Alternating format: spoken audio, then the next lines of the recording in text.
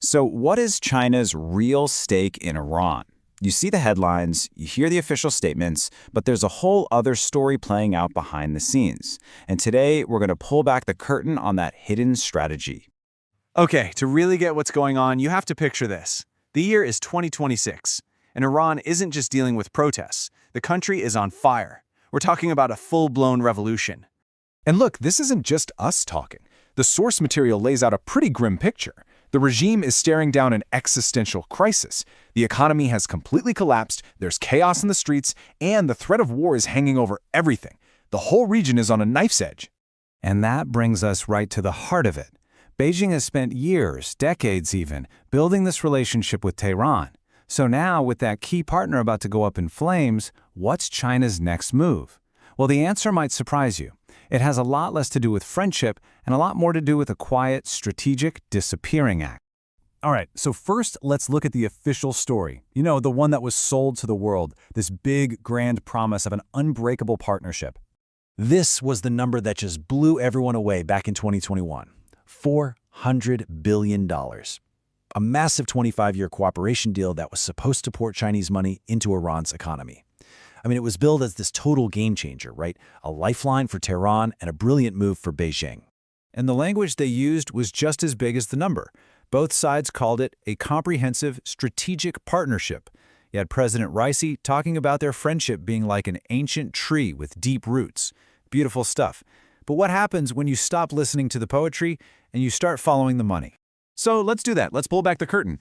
Because the moment you follow the money, very different story starts to emerge. The source material for this uses a perfect word for China's strategy here: ghosting. You know, just like in dating, right? Beijing keeps up all the nice words, all the diplomatic smiles, but on that huge $400 billion promise, poof, they've just vanished. And the numbers, well, the numbers don't lie. Look at this. China's annual trade with Iran, about $9 billion. With Saudi Arabia, Iran's biggest rival, over $100 billion. And the investment part is even crazier. China has about $3 billion total invested in Iran. In Saudi Arabia, they invested $19 billion in the first half of 2025 alone. So much for that ancient tree, huh? The real garden China is tending to is in rial. Okay, so if the $400 billion deal is just smoke and mirrors, what's actually holding this relationship together? What's the real deal here? Let's break down what China is actually getting from Iran. And spoiler alert, it has nothing to do with building shiny new infrastructure. It all comes down to two very specific, very strategic interests. Thing number one, oil. But this is a very particular kind of oil trade. It's about feeding what our source calls the teapot addiction. See, China has these smaller, independent refineries, nicknamed teapots, and they are hooked on a steady diet of cheap, sanctioned crude oil from Iran. For Iran, it's a lifeline. For these Chinese refineries, it's a bargain they can't pass up. And here's how they pull it off. It's basically a shell game on the high seas. The oil gets loaded up, the tankers turn off their trackers and go dark, then they transfer the oil to another ship in the middle of nowhere. It gets a new label like Malaysian bitumen, and then it sails right into the teapot refineries. It's a perfect system for getting around sanctions. The cheap oil, that's only half the story. The other part of this deal, well, it's a lot more explosive.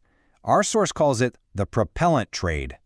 So, while China's ghosting Iran on economic projects, it has been very busy supplying critical technology that has a dual use. And we're not talking about building roads here. We're talking about building rockets. Beijing is shipping key ingredients for solid missile fuel, specialized mixers, drone parts, the whole shebang. To give you a sense of the scale, in late 2025, China sent over 2,000 tons of just one of these key chemicals to Iran.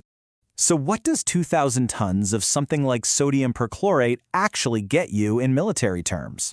Well, it's enough fuel for about 260 new mid-range ballistic missiles. And that right there reveals the real strategy. The goal isn't to make Iran rich or stable, it's to keep Iran just powerful enough, just threatening enough, to be a permanent distraction, a strategic headache that keeps the US military bogged down in the Middle East and far, far away from China's interests in the Pacific. So, let's put all the pieces together. How has China played this so cleverly that it basically comes out on top no matter what happens to the regime in Iran? A huge piece of this puzzle is the quiet chess match China is playing against India. China has poured over $1 billion into Pakistan's Gwadar port. India's big countermove was to develop Iran's Chabahar port. But because Iran is constantly under sanctions and isolated, that Chabahar project has stalled out, which means China's port is now the only game in town. So in a strange way, a struggling Iran is actually a win for Beijing's regional plans. And when you add it all up, you realize China has perfectly hedged its bets. Which leaves us with this final question. When the dust finally settles in Iran, what will we call this strategy? Beijing has played a very complex, very calculated game, getting maximum benefit for minimum risk, and positioning itself to work with whoever ends up in charge. So was this a masterclass in long-term strategic thinking, or was it just the work of a cynical opportunist, profiting from a partner's collapse?